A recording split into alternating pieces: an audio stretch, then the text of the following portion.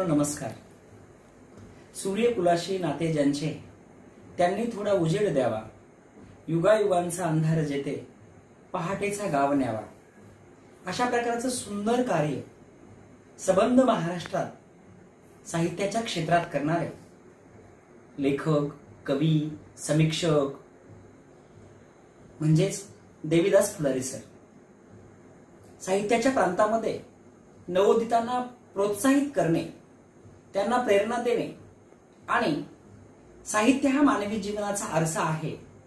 साहित्य म्हणजे खळाळतं स्वच्छ पाणी आहे आणि त्या पाण्याच्या प्रवाहाला योग्य वळण देण्याचं काम, नवोदित कवी लेखकांना योग्य दिशा देण्याचं काम अगदी निर्मोही भावनेनं महाराष्ट्रात करणारे नामवंत कवी, समीक्षक, लेखक म्हणजेच आदरणीय फुलारी सर।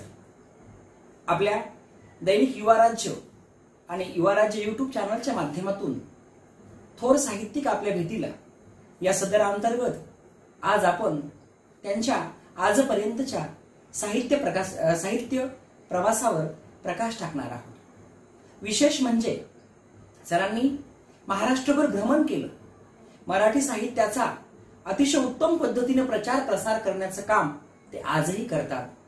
अनेक नामवंत पुरस्कारांनी ते सन्मानित झाले। विशेष आनंदाची गोष्ट अशी, महामहिम आपल्या भारत देशाच्या माजी राष्ट्रपती प्रतिभा देवीसिंह पाटील यांच्यावरचं सुंदर मानपत्र आदरणीय सरांनी लिहिलं।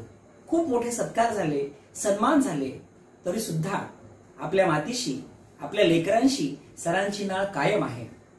अगदी आमच्या हाकेला ओ देत ते या छोट्याशा मुलाखतीला उपस्थित झाले।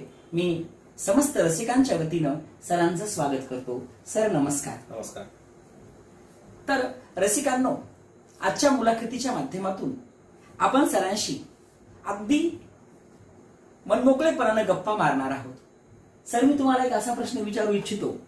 आमच्या बऱ्याच श्रोत्यांनी तुमच्याबद्दल खूप ऐकलेलं आहे आणि तुमच्या बालपणाबद्दल, तुमच्या जीवनाबद्दल आम्हाला ऐकण्याची खूप इच्छा आहे।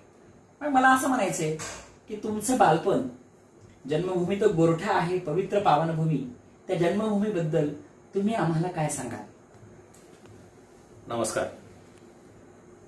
सर्वप्रथम मी युवा राज्याचे संपादक गणेश शिंदे आणि युवा राज्याच्या वतीने ही मुलाखत घेणारे आमचे मित्र, साहित्यिक मित्र प्राध्यापक धाराशिव शिराळे या दोघांचेही स्वागत करतो। गणेश शिंदे यांचं अभिनंदन करतो आणि कौतुक पण वाटतं मला की एखादं नियतकालिक चालवणं हे खरं म्हणजे आसीधारा वृत्त आहे। फार अवघड काम आहे, दैनिक चालवणं खूप अवघड काम आहे। पण एक गणेश शिंदे सारखा तरुण एक विशिष्ट ध्येय उराशी बाळगून एक नियतकालिक चालवतो, मला खूप आश्चर्य वाटलं आणि मला आनंद पण झाला की युवा पिढी आता या विशेष माध्यमाकडे वळते आहे। आताच पहिला प्रश्न तुम्ही विचारलाय की माझ्या बालपणाविषयी। संत कवी दासगणू हे नाव तुम्ही सगळ्यांनी ऐकलेलं आहे। आधुनिक महिपती असं त्यांना म्हणतात। महिपतींनी सगळ्या संतांची चरित्र लिहिली। संत कवी दासगणू यांनी महाराष्ट्रातल्या सगळ्या संतांची चरित्र लिहिली आणि सगळ्या संतांना लोकांसमोर आणलं। विशेषतः त्यांचा गजानन विजय हा जो ग्रंथ आहे, तो ग्रंथ महाराष्ट्रात आणि महाराष्ट्राच्या बाहेरही वाचला जातो, पारायण केली जातात आणि भाविक भक्त अतिशय श्रद्धेने त्याचं पारायण करतात। तो ग्रंथ संत कवी दासगणू महाराजांनी लिहिलेला आहे। त्यांची समाधी आहे गोरठ्याला आणि जेव्हा त्यांचं निधन झालं, मला काही आठवत नाही, मी त्यांना बघितलं नाही, साधारणतः 1962चा तो काळ असेल। पण संत कवी दासगणू यांचे उत्तराधिकारी प्राचार्य अनंत दामोदर आठवले, नंतर त्यांनी हिमालयामध्ये संन्यास घेतला आणि त्यांचं नाव बदललं स्वामी वरदानंद भारती। यांच्या सहवासात मी आलो आणि एक संत वाङ्मयाची मला आवड निर्माण झाली। ते गोरठा हे एक संस्कार केंद्र आहे त्या अर्थानं आणि खूप मोठमोठी माणसं तिथं आली। डॉक्टर जयंत नारळीकरापासनं पांडुरंग शास्त्री आठवले, वेगवेगळ्या प्रांतातली वेगवेगळ्या विचारधारेची माणसं तिथं आली। अशा गोरठे नावाच्या गावामध्ये एका शेतकरी कुटुंबामध्ये माझा जन्म झाला. अच्छा, म्हणजे कष्टकरी शेतकऱ्याच्या कुटुंबात जन्मून साहित्याच्या क्षेत्रामध्ये खूप अशी झेप तुमची आहे. सर, प्रत्येकाच्या जीवनाला दिशा देण्याचं काम शिक्षण करतं. तमसोमा ज्योतिर्गमय असं आपण म्हणतो. तर मग आम्हाला तुम्ही अध्ययन कुठे कुठे केलं तेही ऐकण्याची उत्सुकता आहे. मी लहानपणापासून माझे वडील हे संतकवी दासगणूंचे अनुग्रहित होते. माझी आजी, माझे वडील, माझी आई सगळे मंदिरामध्ये जायचे, दासगणू प्रतिष्ठान. मी पण जायचो आणि त्याच्यामुळे एक सवय लागली मला जायची. आणि तिथं जी महाचर्चा घडत होत्या, मला काही फारसं कळत नव्हतं, पण काहीतरी सगळं आध्यात्मिक आहे आणि एक सवय लागली. हळूहळू माझं शिक्षण सुरू झालं. प्राथमिक शिक्षण माझं जिल्हा परिषद शाळेत झालं. जिल्हा परिषद प्राथमिक शाळा गोरठा. आणि त्या शाळेचे शिक्षक होते त्या काळचे Kulkarni sir, Deshmukh sir, Gangasagare sir. एक विशिष्ट ध्येयाने झपाटलेले असे आजच्यासारखं थोडंसं व्यावसायिक रूप शिक्षणाला त्याकडे आलं नव्हतं. तर तिथं शिक्षण झालं माझं आणि हळूहळू प्राचार्य आनंद दामोदर आठवले यांच्या मी सहवासात आलो. हळूहळू थोडं कळू लागलं आणि मग तिथल्या चर्चा कळू लागल्या. प्राचार्य नरहर कुरुंदकर, प्राचार्य आनंद दामोदर आठवले, जयंत नारळीकर, अशा मोठ्या माणसाची चर्चा माझ्या कानावर पडू लागली आणि एक संत वाङ्मयाची आवड निर्माण झाली. प्राथमिक शिक्षकानंतर माझं माध्यमिक शिक्षण उमरीच्या यशवंत हायस्कूलमध्ये झालं. यशवंत हायस्कूल ज्युनियर कॉलेज, तिथं त्यावेळी प्राचार्य ग.पी. मनोरकर हे प्राचार्य होते. आणि गंमत म्हणजे संस्थेचा महाविद्यालय ज्युनियर कॉलेजचा तेवढा व्याप वाढला नसल्यामुळं मनोरकर सर प्राचार्य असूनही वर्गावर मराठी शिकवायला येत असत. आणि त्यांचं मराठीचं अध्यापन म्हणजे मेजवानी असायची. खूप आनंद व्हायचा. आणि सर कधी एकदा सरांचा पिरियड येईल आणि कधी एकदा आम्ही ते सगळं एन्जॉय करू असं वाटायचं. त्यामुळं तो एक माझ्या व्यक्तिमत्वावर परिणाम झाला. उमरी सारख्या ठिकाणी एका महाराष्ट्र आणि आंध्र प्रदेशच्या सीमेवर असलेल्या गावामध्ये ग.पी. मनोरकर सरासारखा एक साहित्यिक ज्ञान यज्ञ चालवतो, अतिशय ध्येयाने, विशिष्ट ध्येयाने. त्यामुळं साहित्यिक हा कधीच उपेक्षित नसतो. पण मला सारखं वाटायचं की मनोरकर सर मुख्याध्यापक असल्यामुळे त्यांना वेळ मिळत नसे आणि त्यांचं दुर्लक्ष होऊ लागले. पुन्हा सेवानिवृत्त झाले आणि सरांची 15 पुस्तकं आणि ग्रामीण कथा काय असते याचा एक वस्तुपाठ प्राचार्य ग.पी. मनोरकरांचा होता. माझं शिक्षण तिथं झालं आणि नंतर मी 11वी 12वी विज्ञान शाखेत तिथंच झालं यशवंत हायस्कूल ज्युनियर कॉलेजला. आणि पुढं माझं महाविद्यालयीन शिक्षण शास्त्री महाविद्यालय धर्माबाद इथं झालं. आणि तिथेही खूप जीवाभावाची माणसं भेटली. प्राध्यापक खूप चांगले होते, आज नाहीत आमचे. Bapurao Kadam sir, doctor Bapurao Kadam, Gojamgunde sir, Pasarkar sir, Apuskar sir. त्याच्यामुळं तिथंही मी विज्ञान शाखेचा विद्यार्थी जरी असलो तरी कॉलेजचं जे नियतकालिक निघत होतं अग्निदिव्य नावाचं, त्याचा मी संपादक होतो. तर त्याचा एक असं मला जे पूरक असं सगळं घडत गेलं आणि वाङ्मयाची आवड निर्माण झाली. खूप छान. सर, आज देवीदास फुलारी सर म्हटलं की महाराष्ट्रभर सर्वजण आपल्याला ओळखतात. ते लेखनामुळे, तुमच्या लेखनातील कौशल्यामुळे आणि विशेषतः म्हणजे मला असं वाटतं की तुम्ही एक परिचय, लहान असो, छोटा असो, मोठा असो, पैसेवाला असो की गरीब असो, त्या प्रत्येक लेकरांना पुढे नेण्याची धडपड आहे. आणि ही धडपड अतिशय आनंददायी, आमच्यासाठी महत्वाची आहे. आता या माध्यमातून मला असं विचारावं वाटतं की तुम्ही खूप लिहिले, तुम्ही समीक्षक आहात, कवी आहात, लेखक आहात, लहान मुलांसाठी, बालकांसाठी लिहिले. मग ही लेखनाची आवड कशी निर्माण झाली? अभिव्यक्त होणं हा एक माणसाचा फार चांगला गुण आहे. आणि कला, ललित कलांचा जे कोणी उपासक आहेत, खरं म्हणजे आपल्याकडे चुकीचे समज आहेत. काही कुठेतरी शिक्षक आहे, प्राध्यापक आहे म्हणजेच तो साहित्यिक असतो. हाच जर न्याय आपण लावला तर मग बहिणाबाईला मन वढाय वढाय उभ्या पिका तर ढोर, किती हाकला हाकला परी येतं पिकावर. मनाची एवढी सुंदर व्याख्या मला वाटतं कुणीही संत मुनींनी केली नाही जेवढी बहिणाबाईनं केली. तेव्हा प्रत्यक्ष अप्रत्यक्ष माझ्या व्यक्तिमत्वावर परिणाम होऊ लागला आणि मी लिहू लागलो. बाल साहित्य हे वैश्विक साहित्य आहे असं आपण म्हणतो, सगळीकडेच म्हणतो. फार दुर्दैवानं सांगावं लागेल की आमच्याकडे बाल साहित्याची उपेक्षा झालेली आहे आणि ज्याला गरज आहे द्यायची, आता मुलं बिघडत चाललेली आहेत. टीव्ही नावाचा इडियट बॉक्स त्याच्या समोर आहे आणि टीव्हीवर काही सगळ्यात चांगल्या गोष्टी नाहीत. माध्यमाला दोष देत नाही मी, पण आपण त्यातून काय घ्यायचं हे आपणही शिकलं पाहिजे. तेव्हा मुलांना जे काही आवश्यक आहे ते काहीतरी दिलं पाहिजे असं मी मनाशी खुणगाठ बांधली. प्रौढ वाङ्मयामध्ये जे वेगवेगळे प्रवाह आले, दलित साहित्य आलं, ग्रामीण साहित्य आलं, स्त्रीवादी साहित्य आलं, पण असे प्रवाह बाल साहित्यामध्ये नाही आले आणि बाल साहित्यात येणं आवश्यक आहे. उद्याचा नागरिक आपल्याला घडवायचा, या उद्देशाने मी बाल साहित्याकडे वळलो. नंतर माझ्यावर जे संस्कार झाले, विशेषतः संत साहित्याचे, दासगणू सगळं काव्यात्मक आहे सगळं, तिथून थोडं कवितेची आवड निर्माण झाली. नंतर मग मी कविता वाचू लागलो, आधुनिक कविता, भाव कविता, आणि यातून मग कविता लेखनासाठी वळलो. समीक्षक वगैरे मी नाही काही, मी स्वतःला समीक्षक समजत नाही. तुम्ही म्हणालात होतं की तुम्ही परिस वगैरे आहे, हा तुमच्या मनाचा मोठेपणा आहे, पण माझी भूमिका आहे की जो लिहू लागलेला आहे त्याला प्रोत्साहन देणं आपलं पहिलं काम आहे. माझ्यावर टीका होते की देवीदास फुलारी हे म्हणजे कविता नाहीच, पण ती कविता समजून त्यावर भाष्य करतात, त्यामुळं हे बरोबर नाही वगैरे वगैरे. त्यामुळे मी अगोदर सांगून टाकलं मी समीक्षक नाही. पण असे अनेक उदाहरणं आहेत की मी प्रोत्साहन दिल्यामुळं सुरुवातीला जो सुमार दर्जाचा कवी वाटत होता तो पुन्हा नामांकित कवी झालेला आहे. अशी अनेक उदाहरणं. 2005 साली माजलगावच्या साहित्य संमेलनामध्ये एका परिसंवादात मी आणि यमाजी मालकर होतो, त्यावेळेस कार्यकारी संपादक.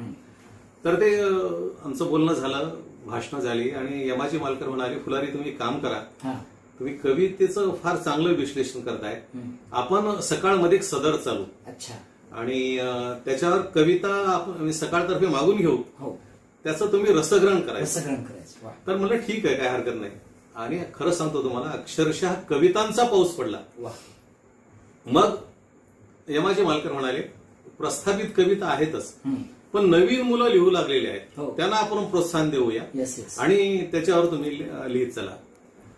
तर वर्षभरामध्ये जवळपास 52 लोकांवर मी लिहिले आणि त्या 52 लोकांमध्ये जवळपास 20 लोकांचे कविता संग्रह आहेत. तर मी हेच उत्तर देतो, म्हणजे सांगायला हरकत नाही. आमचे मित्र प्राध्यापक विश्वास वसेकर काहीतरी संदर्भानं सकाळमध्ये लिहित होते आणि त्याने गमतीनं लिहिलं होतं की जे कवी नाहीत त्यांना कवी म्हणून देवीदास फुलारी त्यांना प्रोत्साहन देतात. खरं म्हणजे त्यांच्यावर नॉन बेलेबल ऑफेन्स का दाखल करू नये, गमतीनं म्हणाले. त्यामुळे मी विश्वास वसेकरांना म्हणतो बऱ्याच वेळा, संबंध महाराष्ट्रात फिरतो मी, अजूनही माझ्यावर काही गुन्हा दाखल झाला नाही. गमतीचा भाग जरी सोडला तर ही चळवळ पुढे नेणं हा महत्वाचा भाग आहे. आणि प्रोत्साहन, मला खात्री आहे की प्रोत्साहन दिल्यामध्ये, आता सगळेच काही कवी टिकत नाहीत, पण काही प्रोत्साहन दिल्यामुळे काही कवी टिकतात. नंतर मग त्या वर्षभराच्या सदराचं पुस्तक आलं, निर्मल प्रकाशनानं काढलं आणि त्या सदराचं नाव होतं कविता आणि कवडसे, आणि संबंध महाराष्ट्रानं त्या सदराचं कौतुक केलं, अभिनंदन केलं. खूपच छान सर. महत्वाचा मुद्दा हाच आहे की आज साहित्य क्षेत्रामध्ये मुलं लिहिण्याचा प्रयत्न करतात आणि त्यांना तुम्ही प्रोत्साहन देता, त्यातूनच आमची वाटचाल आहे. किंवा आमचे जे संपादक गणेश शिंदे सर आहेत, खरं म्हणजे आम्ही खूप छोटी माणसं आहेत, पण तुम्ही वेळातला वेळ काढला आणि या ठिकाणी हे सुंदर भाष्य केलं ते खूप आनंददायी आहे. आता थोडंसं वेगळ्या प्रश्नाकडे मला वळायचंय. मी असं ऐकलं अनेक आमच्या प्राध्यापक मित्रांकडून की त्यांनी तुमचे बीएडचे तास केले. शारदा भवन अध्यापक महाविद्यालयामध्ये तुम्ही अतिशय उत्कृष्ट अशा प्रकारचं अध्यापनाचं काम केलं, म्हणजे तुम्ही गुरुजींचे गुरुजी झाला. आणि हे झाल्याच्या नंतर मग ती अध्यापनाची सेवा सोडून तुम्ही अचानक बीएसएनएल कडे कशी सेवा स्वीकारली, म्हणजे बीएसएनएल कडे कसा मार्ग सापडला बीएसएनएलचा? खूप चांगला प्रश्न विचारला तुम्ही आणि माझ्या आवडीचा प्रश्न विचारला. विशेष म्हणजे झालं असं की पहिल्यांदा मी बीएसएनएल मध्ये का लागलो ते सांगतो मी. घरी कोरडवाहू जमीन होती, एक 5-6 एकरचा जमिनीचा तुकडा. आम्ही 7 भावंड होतो आणि वडिलांची परिस्थिती खूप सांगायची आवश्यकता नाही खेड्यामध्ये. पण वडिलांना वाटायचं की आपल्या मुलांनी शिकलं पाहिजे, पुढे गेलं पाहिजे. मग मी 12वी पास झालो आणि 12वी पास झाल्यावर प्राध्यापक डॉक्टर बापूराव कदम धर्मावादून घरी आले माझ्या. अच्छा. त्याकडे बीएससी ला मुलं कमी जात हो होती. हो हो. तर त्यांनी आमच्या वडिलांना सांगितलं की मुलाला तुमच्या पाठवा. हा तर वडील म्हणाले मग तो तेवढा खर्च मला झेपणार नाही. हा नाही तुम्ही कॉलेज तर्फे आम्ही सगळा खर्च करू त्याचा. हम्म. तो वसतिगृहात राहिला तर त्याची सोय करू हा. मोफत. नसेल तो येणं जाणं करणार असेल तर रेल्वेचा पास पण काढून देऊ आम्ही. क्या बात आहे. हा सर म्हणाले ठीक आहे घेऊन जा. मी ऍडमिशन घेतलं शास्त्री महाविद्यालयात बीएससी फर्स्ट इयरला. First year. आणि सहज गोदातीर समाचारमध्ये एक जाहिरात आली हा. की त्यावेळेस डिपार्टमेंट ऑफ टेलिकम्युनिकेशन, अच्छा. बीएसएनएल नव्हतं त्यावेळेस, हा हा डिपार्टमेंट ऑफ पहिल्यांदा पीएनटी हा. होतं, नंतर ते डिपार्टमेंट ऑफ टेलिकम्युनिकेशन हा. झालं आणि नंतर मग बीएसएनएल झालं. एक जाहिरात आली. जाहिरात आल्यावर सांगितलं की टेलिफोन ऑपरेटरच्या जागा निघालेल्या आहेत. हा. तर मी विचार केला आपली परिस्थिती अशी नाही, आपल्याला नोकरीची गरज आहे हो, म्हणून हो. सहज अर्ज केला मी. हो. अर्ज केला, आमच्या मित्राने अर्ज केला. हम्म. पण मित्रांचा काही नंबर लागलाय, पण मला ते मॅट्रिक आणि 12वीला मार्क्स चांगले असल्यामुळं अच्छा. माझं सिलेक्शन झालं, माझा इंटरव्ह्यू झाला वा. आणि मी लागलो. हा. पहिल्यांदा भाकरीची गरज होती, भाकरीच्या शोधात होतो मी हो. आणि मग मी लागलो. हा. लागल्यावर मी रमलो तिथं हा. आणि मला वेळ मिळू लागला वाचनासाठी, अच्छा. लिहिण्यासाठी. हो. आणि मग नायगावला माझी पहिली अपॉइंटमेंट झाली. मी नेहमी बऱ्याच वेळा सांगतो बळवंतराव चव्हाणांनी तिथं जे वाचनालय उभे केले नायगावला हो, हो. ग्रामपंचायत, अतिशय उत्कृष्ट. हो हो. आणि माझी जी भूक होती भरण पोषण वाचनाची हम्म. त्या वाचनालयामध्ये झाली. हा. काय असं 7 घंटे ड्युटी केली, माझं लग्न झालं नव्हतं हा. आणि दिवस वाचत होतो दिवसभर मी. Yes yes yes. आणि मग हळूहळू याच्यातून हम्म. मला आवड निर्माण झाली. बीएससी झालं माझं. हो ना. त्या काळी विद्यापीठामध्ये एक तरतूद होती हा. की विज्ञानाचा विद्यार्थी असेल सेकंड लँग्वेजला हा. त्याला जर 55% मार्क असतील हा. तर त्याला एमए करता येत होतं. एमए करता येतं. हा. हा. तर मी मला आता फार छान झालं. हा. मला मराठीची आवड होतीच. Yes yes. BSc first class होतो मी हो. आणि मला सेकंड लँग्वेज मध्ये फर्स्ट क्लास होतो. हम्म, हम्म. मग त्या बेसिसवर मी एमए मराठी बहिस्त विद्यार्थी म्हणून केलं. एक्सलंट. म्हणजे शिक्षण रात्री नायगावला नाईट ड्युटी करायची येस. आणि धर्माला जायचं, कॉलेज हा. करायचं हा. आणि नंतर एमए मराठी केलं. वा. म्हणजे ही सगळी आवड म्हणून घडत गेलं. हा. पण मला वाटलं नाही की आपण ही नोकरी सोडावी. Yes yes. नंतर मग माझं बीएड झालं, नंतर एमएड हा. झालं. एमएड झाल्यावर प्राचार्य धनपलार सर होते. अच्छा. तर ते मला चांगलं ओळखत होते हा. की याला जरा कविता वगैरे लिहितो, हो, हो, छान हो, बोलतो. हो. तर मला म्हणाले एमएड झाल्यावर फुलारी तुम्ही पीएनटीची नोकरी सोडून द्या हा. आणि इथं प्राध्यापक म्हणून या. Yes yes. पण काय माहित मला विशेषतः शिक्षण संस्थांमधला जो कारभार चालू आहे, हो हो हो. मी सगळ्यांना दोष देत नाही, हो काही अपवादानं चांगले आहे, हो पण शिक्षण संस्थांमध्ये जे काही चालू होतं, हो शिक्षकांना मिळणारी वागणूक, प्राध्यापकांना मिळणारी वागणूक, हो. माझ्या मनात होतं की बाबा नकोच आपल्याला, आपण ही सरकारी नोकरी आहे, हम्म. जरा पगार कमी असेल Yes. पण आपण हीच नोकरी करू. Yes yes. तर मग धनपलार सर फार सुंदर वाक्य बोलले. हा. अरे म्हणले तुझ्या अध्यापनाचा उपयोग या विद्यार्थ्यांना होईल. हो. मग असं म्हटलं मी सर म्हटलं सर मी कॉन्ट्रीब्युशन लेक्चर म्हणून येऊ का, हा. अंशकालिक अधिव्याख्याता. हो हो. तर मला काय हरकत नाही. हा. माझ्या आवडीचे 2 विषय अच्छा. की शैक्षणिक तत्वज्ञान हा. आणि शैक्षणिक मानसशास्त्र. क्या बात आहे. तर मला हे विषय द्या सर म्हणलं मी. हा. ते काहीतरी द्यायचे मला मानधन वगैरे, प्रश्न मानधनाचा नव्हता, पण हो. 50 मिनिट अध्यापन करून आल्यावर हा. मी बाहेर असा ताजा होतो. Yes yes. खूप विद्यार्थी घडवले मी, जवळपास 12 वर्ष हो. घडवले म्हणणार नाही मी, दरपोक ते होईल, पण 12 वर्ष शिकवलं. Yes yes. त्यामुळे विद्यार्थी आणि माझ्यामध्ये एक संवाद निर्माण संवाद झाला निर्माण झाला. आणि मग असा सगळा प्रवास घडत गेला. म्हणजे टेलिफोन पीआयटी डिपार्टमेंट ऑफ टेलिकम्युनिकेशन नंतर हा. बीएसएनएल हा. ही नोकरी सोडली नाही मी, अच्छा. पण मला डिपार्टमेंटनं परवानगी दिली हम्म. आणि मग मी कॉन्ट्रीब्युटरी लेक्चर म्हणून काम करत गेलो. मी कुठेतरी कमी पडला असेल, पण उदंड प्रेम केलं विद्यार्थ्यांनी माझ्या, Yes, yes. त्याची मला जाणीव आहे. खूप छान सर. अनेक बरेच विद्यार्थी आजही ते तुमचा उल्लेख करतात. अतिशय महत्वाचा मुद्दा, आता तुमच्या कवितेकडे पाहून, तुमच्या व्यक्तिमत्वाकडे पाहून आम्ही लेखनाच्या क्षेत्रामध्ये थोडं कवना लिहायला लागतो. तर मला असं म्हणायचं की सर तुम्ही आमचे प्रेरणादायी नेतृत्व करणारे व्यक्तिमत्व आहात. तर मग तुम्ही लेखनाची प्रेरणा नेमकी कोणाकडून स्वीकारली किंवा तुमचे प्रेरणास्थान कोण लेखनाच्या क्षेत्रातील? मी असा माणूस आहे हा. की माझे अनेक गुरु आहेत. अच्छा. माझ्यापेक्षा लहान आहे हम्म. असा एखादा माणूस हा. काहीतरी वेगळं करू पाहतो, माझ्यापेक्षा काहीतरी वेगळं सांगतो, हा. त्याला मी गुरु मानतो. Yes yes. माझ्या शाळकरी वयामध्ये हा. किंवा महाविद्यालयीन शिक्षण घेत असताना हा हा. आणि गुरु चांगले भेटलेच मला. अच्छा. त्यांचे तो उपकार आहेत माझ्यावर. हो हो. वाचताना नरहर कुरुंदकर सर त्याचा खूप प्रभाव आहे माझ्यावर. अच्छा. त्यांची समीक्षा एवढी लोक क्लिष्ट म्हणतात, पण पुन्हा पुन्हा आपण वाचत गेलं ते आपल्याला ते समजत जातं. अच्छा. तेव्हा शाळकरी वयामध्ये प्राचार्य गपी मनोरकर आहे, नंतर कुरुंदकर सरांचा मी प्रत्यक्ष विद्यार्थी नाही, पण त्यांचं वाचत होतो आणि त्यांची भाषणं ऐकत होतो. तर असा एक प्रभाव माझ्यावर पडत गेला. आणि समाजामध्ये फिरताना काहीतरी लिहायचं म्हणून लिहिलं नाही की आता इथं मला काहीतरी दिसते कथा, मला काहीतरी इथं बालकथा दिसते, मला इथं काहीतरी कविता सापडते आणि त्यातून मी लिहित गेलो. खूप खूप छान सर. आता थोडंसं वेगळ्या प्रश्नाकडे वळतो. प्रत्येक नवोदितांच्या पाठीवर तुम्ही आशीर्वादाची थाप देता, हे त्याचे साक्षीदार आम्ही आहोत. निर्मोही भावनेनं प्रत्येकाकरता वेळ काढता, कुठल्याही मानधनाची कधीच तुम्ही अपेक्षा केली नाही, याचे अनेक अनुभव आमच्या पाठीशी आहेत. पण सर, घर, संसार सगळं सांभाळून हे तुम्हाला कसं जमतं? म्हणजे छान प्रश्न विचारला. एकतर आवड असली म्हणजे माणसाला सवड मिळते. थोडीशी ओढाताण होते, नाही असं नाही. घर सांभाळावं लागतं, कार्यालय कर्तव्य करावं लागतं. आणि आता सध्या माध्यमांचा जो मारा आहे, म्हणजे महाविद्यालयीन मी शिक्षण घेत असताना एवढा मारा नव्हता. त्यामुळे वाचनाला भरपूर वेळ मिळत असे. मला सांगायला दुःख होतं की अलीकडे मी वाचत नाही. जेवढं मी महाविद्यालयात शिक्षण घेतो जेव्हा वाचलं, विद्यार्थी होतो तेव्हा वाचलं, तेवढं आज माझं वाचन नाही होत. त्याला अर्थ, त्याला काळ बदलला, सगळी परिस्थिती बदलली. पण वाचणं हा खरंच म्हणजे वाचाल तर वाचाल हे जे म्हणतो आपण, आणि मग त्यातून घडत गेलं, आनंद मिळत गेला. खूप लोकांनी उदंड प्रेम केलं.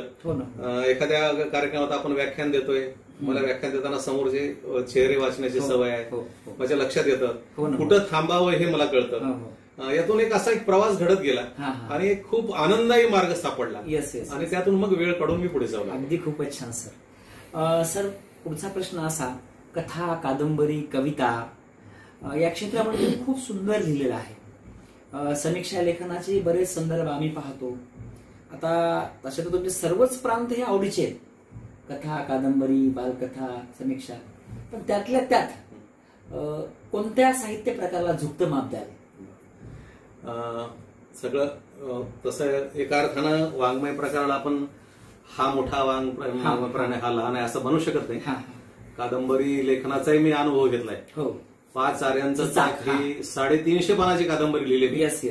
आणि याज्ञसेनीच्या जीवनावर सगळे आधुनिक संदर्भ आहेत. तिला एक स्त्री म्हणून उभा केले, हाडा माणसाची स्त्री म्हणून, बरोबर. आणि सगळे अद्भुत बाजूला काढले मी. आणि 5 पतींसोबत तिचा संसार, आणि एक स्त्री म्हणून तिच्या मनावर काय झाला असेल, आघात झाले असतील. म्हणजे 5 अतिशय पराक्रमी पती आहेत, तरी तिचं वस्त्रहरण झालं. तिचे 5 पती काही करू शकले नाहीत. त्यामुळे माझा एक सामान्य वाचक म्हणून माझा युधिष्ठिरावर राग होता की एवढा पराक्रमी, आणि याची अर्जुन, भीम यांना प्रचंड राग आलेला आहे की बा आपल्या समोर आपल्या पत्नीचं वस्त्रहरण होतंय, पण युधिष्ठिर तत्वाच्या नावाखाली, धर्माच्या नावाखाली त्यांना पुढे जाऊ देत नाही. त्यामुळे एक विद्यार्थी दशेपासून माझ्या मनामध्ये युधिष्ठिराची कल्पना खलनायक म्हणून, आणि तो खलनायक म्हणूनच उभा केला मी की ती याज्ञसेनीची बोलते पोटते. तर याच्यावर माझ्यावर टीका झाली. आपल्याकडे परंपरावादी लोक खूप आहेत, त्यांना बदलायचं नसते की हा धर्मराज आहे, ते काय काय वेगळ्या त्याच्या संकल्पना पुन्हा. तो इतका सत्यवचनी होता. आणि एकदा ते नरोवा कुंजराव जे प्रकरण आहे, म्हणजे हत्ती मेला का, ऐरावत नावाचा हत्ती असा मेला का, ते त्यावेळेस ते थोडंसं खोटं बोलले, असत बोलले, आणि त्यांचा तो रथ जमीन अशी काहीतरी कथा आहे. तर म्हणले तुम्ही असं का बोलता? फार एक प्रसंग सांगण्यासारखा आहे. मी पुण्याच्या दिलीप राज प्रकाशनं माझी कादंबरी काढली आणि त्यांचा प्रचंड खप आहे. महाराष्ट्रात अनेक गावोगावी वाचनालयात ती कादंबरी गेली. एक दिवस रात्री साधारणतः 10:30 काहीतरी वाजले होते. मी झोपलो होतो आणि लँडलाईनला मला फोन आला. मी टेलिफोन उचलला. तिकडून विचारलं, देविदास तुलारी बोलतो का? म्हणलं हो बोलतो. कोण बोलताय? तर म्हणजे मी पुण्याहून जोशी नावाचा माणूस बोलतोय. तुमचं वय किती आहे? मी सांगितलं काहीतरी 50-55 आसपास होतं. अच्छा म्हणजे तू लहान आहेस माझ्यापेक्षा हा. आणि तुला अरे तुरे बोलायला हरकत नाही. हा हा तर म्हणले तू 5 आऱ्यांचं चाक हे कादंबरी लिहिली सर म्हणलं. हो त्याच्यामध्ये तू किती दोष दिलास म्हणे युधिष्ठिराला. युधिष्ठिराला, हा असं लिहित जाऊ नको म्हणे तो. आणि त्याने 350 पानाच्या कादंबरीमध्ये अनेक संदर्भ हा. माझ्या समोर उभे केले क्या बात आहे. आणि खूप रागावून बोलले. हो मी फक्त शांतपणे ऐकून घेतलं. हो त्यांना वाटलं आता प्रतिक्रिया द्यायला हा माझ्यावर रागावे. येस. तर मी म्हणलं काका तुम्ही माझ्यापेक्षा मोठे आहात, तुम्हाला 77 वर्ष आहे तुमचं, हो आणि तुम्ही माझी 350 पानाची कादंबरी कुठल्या पानावर मी काय लिहिलंय येस. हे अतिशय काळजीपूर्वक वाचले. महाभारत हा वादग्रस्त विषय आहे, हो मतं वेगवेगळे असतील, हो पण तुम्ही आज माझ्या जवळ नाही तर मी माझं डोकं तुमच्या पायावर ठेवलं असतं. क्या बात आहे, क्या बात आहे. असे अनुभव खूप येत गेले. हा हा तेव्हा कादंबरी हा विषयच खूप मोठा आहे. अच्छा. त्याला किती मेहनत लागते हे मला सगळं माहिती आहे. वा. मी बालसाहित्यात लिहिले. पण फार छान प्रश्न विचारला तुम्ही. हा कुठलाही वाङ्मय प्रकार कमी जरी नसला तरी व्यक्तिशः एखाद्या वाङ्मयावर आपलं जरा अधिक प्रेम असतं. Yes yes yes. माझं तसं कवितेवर आहे. क्या बात आहे, क्या बात आहे. आणि बाबा बोरकर, हा. कुसुमाग्रज हा यांच्या ज्या कविता आहेत, इंदिरा संत, इंदिरा संत, अतिशय सहज त्या आजच्या अलीकडच्या कवयित्री. हो त्यामुळे मी अक्षर नारायण नावाचं एक पुस्तक लिहिले. हम्म. ते त्याला समीक्षा म्हणता येत नाही, त्याला फार चांगला शब्द वापरला राग जाधवानी. हा राग जाधव सरांच्या हस्ते त्याचं पुण्याला प्रकाशन झालं. हो हो. तर राग जाधव सर म्हणाले की देवीदास फुलारी यांनी हम्म. मानुषी कवितेचा धांडोळा घेतलाय असा शब्द. क्या बात आहे, क्या बात आहे. तर त्याच्यामध्ये मी अशा 11 कवयित्री वेगवेगळ्या प्रकृतीच्या, अच्छा. ग्रामीण कविता आहे, दलित कविता आहे, भाव कविता आहे, हो अनुराधा पाटलापासनं हा. अलीकडच्या नवोदित कवयित्रीपर्यंत. अच्छा. तर कवितेवर प्रेम आहे या अर्थानच. हो हो त्यामुळं आणि याची बीज कुठेतरी संत साहित्यामध्ये असल्यामुळं हो ना. मला कविता हे जरा अधिक आवडतात. आता पुढचा महत्वाचा प्रश्न असा की आजचं मराठी साहित्य आणि साहित्याची निर्मिती प्रक्रिया याबाबत तुमच्याकडून आम्हाला ऐकायला आवडेल. हा फार अभ्यासपूर्ण प्रश्न विचारला तुम्ही. मी तसा आशावादी माणूस आहे. हा आणि आजचं वाङ्मय अतिशय समृद्ध आहे. हा. आणि ते समृद्ध असल्यामुळं मराठी भाषेला मरण नाही असं माझं स्पष्ट मत. क्या बात आहे. वा. बरेच लोक म्हणतात की इतर भाषेमध्ये ज्ञानपीठ जास्त मिळाले, हो हो मराठीमध्ये नाही मिळाले, हो. मराठी भाषा अशीच आहे तशीच आहे. मी मराठी भाषेवर मनातून प्रेम करतो. हो ना. माझ्या मराठीची बोलू कौतुके परी अमृतातेही पैजाची, जिंके. ऐसी अक्षरे रसिके मिळेल असं ज्ञानोबा म्हणाले. हो. आणि तुकोबा तर माझ्या आवडीचा कवी आहे. Yes yes. त्यामुळं मराठी भाषेला दिवस चांगले आहेत. हो. जोपर्यंत आमच्या माय मावल्या रानावनात निंदन खुरपण करताना मराठी गाणी म्हणतात, ओव्या म्हणतात, पद म्हणतात, भजनं म्हणतात, हो. तोपर्यंत मराठीचं काही वाईट होणार नाही. Yes yes. मराठीचं वाईट होणार म्हणणारी कोण माणसं आहेत की ज्यांची मुलं इंग्रजी माध्यमाच्या शाळेमध्ये. हो. मी इंग्रजीचा दुस्वास करत नाही. Yes. मी तर म्हणतो की इंग्रजी शिकली पाहिजे. बरोबर. उद्याचं विश्व पाहण्याची खिडकी इंग्रजी आहे. हो आणि असं असलं तरी मराठी आमची माय आहे. हो. दिवस खूप चांगलं चाललंय मराठी वाङ्मयामध्ये. वेगवेगळे वाङ्मय प्रकार अतिशय समृद्धतेनं पुढे येऊ लागले. क्या बात आहे. मग त्यात दलित साहित्य आहे, ग्रामीण साहित्य आहे, हो, हो. नागरी साहित्य आहे, हो. बोली भाषेचं साहित्य आहे, हो. वेगवेगळं साहित्य आलं. सौता सुभा मी मानत नाही. हो. सगळं साहित्य चांगलं आहे. जेवढी एखादी दलित कविता आहे, जेवढी ग्रामीण कविता आहे, हो. त्यामुळे ही कविता चांगली, ही कविता वाईट नाही म्हणत. असं नाही. एकंदर साहित्य तेच आहे. हा. ते आपण अभंग कशासाठी म्हणतो. हो. त्यामुळं मराठी भाषेसाठी वा. खूप चांगले दिवस आहेत. खूप छान. आणि लगेच दुसरा प्रश्न काय विचारला त्याला जोडून तुम्ही. साहित्याच्या निर्मिती प्रक्रिया. निर्मिती फार ही अतिशय गहन प्रश्न आहे हा. हा. पण थोडक्यात तुम्हाला सांगतो. हो. कवितेच्या बाबतीमध्ये हा. कवीला एखादा गर्भ श्रीमंत शब्द सोसून जातो. तुम्ही आता या चळवळीमध्ये काम करता, तुम्ही लिहिता, तुम्ही बोलता, तुम्हाला अनुभव आहे त्याचा. एखादी कविता लिहून झाल्यावर काही दिवसांनी जर आपण ती कविता वाचली तर आपल्याला असं वाटतं अरे एवढा सुंदर शब्द आपल्याला सुचला, म्हणजे आपला विश्वास बसत नाही. बरोबर आहे, बरोबर आहे. आणि नंतर आपण त्या निर्मितीचा शोध घेऊ लागतो. Yes yes. एक छान मी जेव्हा औरंगाबादला विद्यापीठामध्ये निर्मिती प्रक्रियेवर बोलत होतो हा.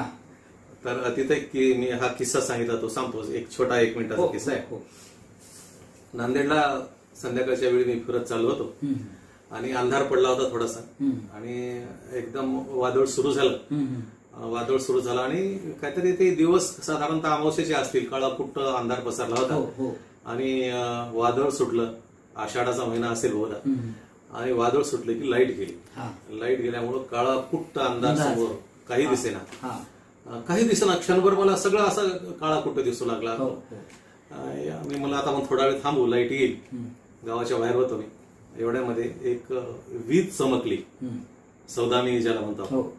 आणि ती वीज चमकल्याबरोबर सगळी सृष्टी प्रकाशमान झाली. क्या बात आहे. मला सगळा रस्ता दिसू लागला, समोरचं झाड दिसू लागलं, हो. लिंबाचं झाड. आणि काय माहित हो. ही कविता लिहिली. मला ही एक निमिष, फक्त निमिषभर हा. ही सौदामिनी चमकली क्या बात. आणि सगळी सृष्टी प्रकाशमान झाली. हो. काहीतरी शब्द सुचले मला. हा. निमिष असतो केवढा आणिक केवढे तयाचे गाणे, वा दिक्कालातून येती धावत वेदांताची दाणे. वा वा. असं काहीतरी कविता लिहिली. हो.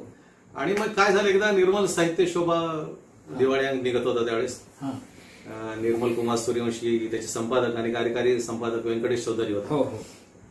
त्यांनी कविता मागली. म्हणलं आता ताजी कविता आहे, फार छोटी आहे, तर द्या म्हणाले. हो. ती कविता त्यांना खूप आवडली, त्यांनी छापली. हो. छापल्यावर मला एका वाचकाचा फोन आला. ते म्हणाले तुमची कविता मला खूप आवडली सर. म्हणलं कुठली? निमिष असतो केवढा आणिक केवढे तयाचे गाणे, वा दिक्कालातून येती धावत वेदांताची दाणे. वा. तर मला त्यांनी विचारलं, सर तुम्ही ही कविता सुचली कशी? तर मी म्हणलं मी ही कविता कशी सुचली, निर्मितीच्या प्रक्रियेच्या अंगाने बोलतोय. तुम्ही जो प्रश्न विचारला हो. हो. ते मी तुम्हाला नंतर सांगेल, पण तुम्हाला ही कविता का आवडली ते सांगा. तर ते म्हणले की तुम्ही लिहिताना तुम्हाला काय अर्थ होता मला काही कळला नाही, पण मी ही कविता वाचली आणि मला चार्ली चॅप्लन आठवलं. Charlie Chaplin. येस. तर मी म्हणलं चार्ली चॅप्लनचा या कवितेचा काही संबंध नाही.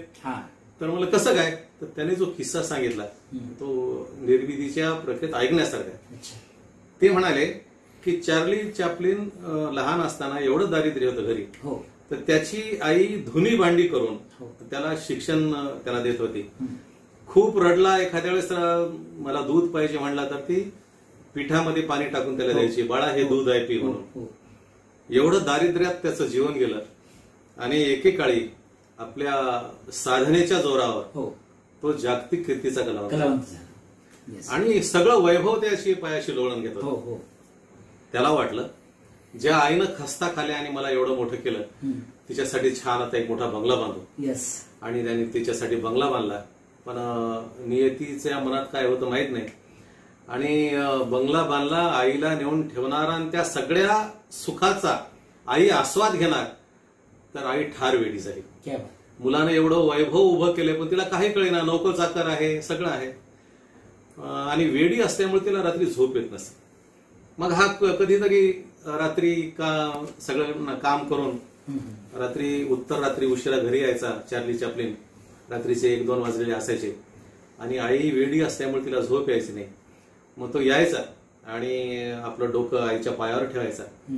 तेव्हा आई निमिषभर का होईना, क्षणभर का होईना, आपला हात त्याच्या मस्तकावर ठेवून त्याला आशीर्वाद द्यायची.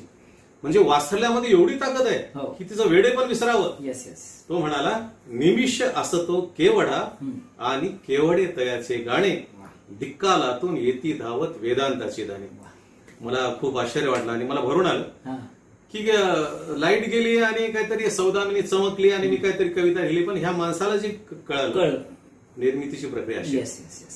आता सर तुम्ही तर साहित्याच्या क्षेत्रातील सर्वच साहित्य प्रकारावर भरभरून प्रेम केले, पण आम्हाला आता आमच्या रसिकांना तुम्हाला आवडणारी एक छानशी कविता, इतर कवींची आणि त्यानंतर तुमची कविता आम्हाला ऐकायची. पहिल्यांदा माझी कविता सादर करतो. येस. आजचा जो सामाजिक भवताल आहे, कवी लिहितो म्हणजे काय करतो की काहीतरी पडसाद, काहीतरी अनुभूती येते आणि जाणीव नेणीवच्या पातळीवर त्याला काहीतरी असं घडू लागतं आणि मग परापशंती मध्यमा वैखरी हे जे शब्द वापरतो आपण, वाणीविलास, असं घडत जाताना आणि हळूहळू या प्रवास घडत या परापशंती मध्यमा वैखरीमध्ये आलं की एक शब्दरूप येतो, तो काहीतरी कागदावर लिहितो. तर आजचा जो सगळा सामाजिक भवताल आहे, हा सामाजिक भवताल कुठेतरी अंतःकरणाला टोचू लागतो आणि मग काहीतरी लिहू लागतो, कविता निर्माण होते. लाचारांच्या राऊळात केवढी आरास आहे, लाचारांच्या राऊळात केवढी आरास आहे, गाभाऱ्यात देवळाच्या पणती उदास आहे. प्रसादाच्या टोपलीला लागलेला हात खोटा, प्रसादाच्या टोपलीला लागलेला हात खोटा, मात्र आता दानवांचा होतो विकास आहे, गाभाऱ्यात देवळाच्या पणती उदास आहे. ईर्षेचे पीक इथले पेरलेले रान इथले, ईर्षेचे पीक इथले पेरलेले रान इथले, श्वासाच्या प्रांतात त्यांच्या केवढा दुस्वास आहे, गाभाऱ्यात देवळाच्या पंथी उदास आहे. मृगजळाचा आसरा आता कळा लागलेल्या, मृगजळाचा आसरा आता कळा लागलेल्या, उपदेश पामरांना धंदा झकासा आहे, गाभाऱ्यात देवळाच्या पणती उदास आहे. आणि शेवटी पैदास पांगळ्यांची अन दुष्काळ माणसांचा, पैदास पांगळ्यांची अन दुष्काळ माणसांचा, माणसेच माणसांचा केवढा आभास आहे, गाभाऱ्यात देवळाच्या पणती उदास आहे. लाचारांच्या राऊळात केवढी आरास आहे, गाभाऱ्यात देवळाच्या पणती उदास आहे. खूपच सुंदर सर, अगदी वर्तमान स्थितीला अनुसरून तुम्ही खूप छान कविता म्हटलात. खरोखरच मी धन्य झालो. यानंतर अतिशय महत्वाचा मुद्दा असा की तुमच्यावर संत तुकारामांचा फार प्रभाव आहे. तसे तुकाराम आपल्या देशातल्या सगळ्याच लोकांचे आवडते कवी आहेत, कारण त्यांनी वास्तव लिहिलं, अनुभवाचं रेखाटन केलं. आता तुम्ही नेहमीच तुकारामांचा अभंग ऐकवत असता, तशी तुकारामांची कविता आम्हाला तुमच्या मुखातून ऐकायला फार आवडेल. तुम्ही म्हणालेच दुसऱ्या कवीची आवडलेली कविता सादर करा. तुकाराम तर आमचा बाप माणूस आहे कवितेत, तेव्हा तुकोबाच्या कविता खूप आवडतात मला. आणि तुकोबा इतका मार दुसऱ्या संतांनी नाही दिला. त्यांच्या हातात चाबूक आहे, त्यांच्या इतक्या शिव्या पण कोण नाही. बरोबर, किती सांगू तरी न ऐकते बटणीचे पुढे शिंदळीचे रडतील, याच्या इतके वाईट शिव मराठीमध्ये नाही. बरोबर. तुकोबा हा आवडता कवी, त्यांचा एक अभंग सादर करू आपण. अभंग सादर करण्यापूर्वी परत एकदा मी गणेश शिंदे यांचं कौतुक करतो, अभिनंदन करतो. नियतकालिक चालवतात, अजून तुम्हाला खूप चढ उतार येणार आहेत, तेव्हा नाव उमेद होऊ नका. आणि खूप भाग्यवान आहात तुम्ही या सगळ्या समूहाशी धाराशिव सारखी माणसं जोडली गेलेली आहेत. मी तुम्हाला शुभेच्छा देतो. तुमच्या सोबत आता मी पण आहे. आपण हा जगन्नाथाचा रथ पुढे घेऊया. या आणि पहिल्यांदा मी दोघांविषयी कृतज्ञता व्यक्त करतो. गणेश शिंदे एक संपादक म्हणून आणि मुलाखतकार म्हणून धाराशिव शिराडे या दोघांविषयी मी कृतज्ञता व्यक्त करतो. आणि तुकोबाचा अभंग सादर करतो कविता म्हणून. ऊंच नीच काही नेणे भगवंत, तिष्टे भाव भक्ती देखो निया, तिष्टे भाव भक्ती देखो निया. चर्म रंगू लागे रोहिदासा संगे, चर्म रंगू लागे रोहिदासा संगे, कबीराच्या मागे विनिशेले. ऊंच नीच काही नेने भगवंत, तिष्टे भाव भक्ती देखो निया, तिष्टे भाव भक्ती देखो निया.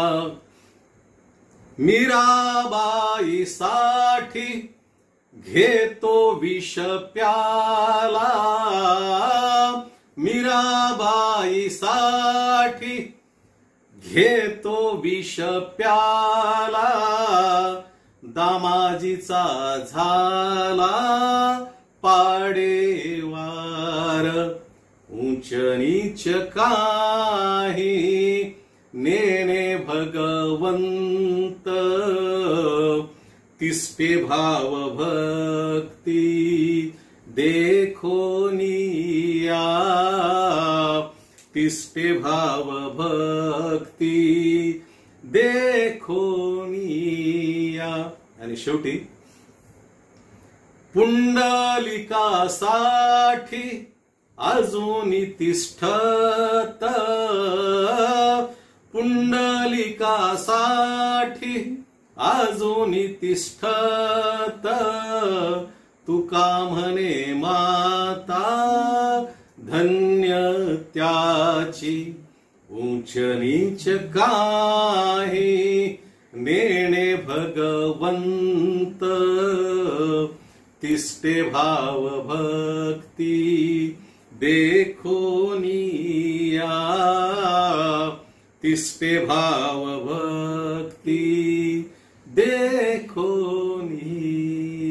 खूपच छान सर. धन्यवाद. भक्ती रसामध्ये अगदी सुंदर रचना तुम्ही या ठिकाणी सादर केली. खरोखरच आम्ही धन्य झालो. आता शेवटी तुकारामांचा अभंग झाल्यावर काही बोलायचं नसतं, पण परंपरेला थोडस बाजूला सारत म्हणत नाही मी, पण परंपरेला थोडस वेगळं करत मी तुम्हाला अशी विनंती करतो की नवोदितांना तुम्ही काय मार्गदर्शन कराल? मार्गदर्शन करण्याचा काही मोठा नाही मी, पण त्यांनी खूप वाचावं, खूप वाचावं, चिंतन करावं आणि लिहावं. एकदम लिहायची घाई नाही करायचं. आणि आपण खूप वाचत गेलो की मग आपल्याला हळूहळू चिंतनातून आपण अभिव्यक्त होत जातो, आणि अशी अभिव्यक्ती सकस असते, हेच आपल्या मित्रांना सांगू शकतो. सर, तुम्ही खूप वेळ दिला आणि आमच्या युवा राज्य युट्यूब चॅनल आणि दैनिक युवा राज्य वर्तमानपत्रासाठी सविस्तर मुलाखत दिली. त्याबद्दल मी तुमचं मनपूर्वक आभार मानतो. आणि त्याबरोबरच ज्यांच्या सहकार्यानं ही मुलाखत झाली ते माझे आदरणीय भाऊजी इंजिनियर वीरभद्रराव आप्पा चेंडके, त्यांनी खूप वेळ दिला. मी तुमचे आणि आमच्या भाऊजी तसेच गणेश शिंदे सरांचे मनपूर्वक आभार मानतो. धन्यवाद सर. धन्यवाद.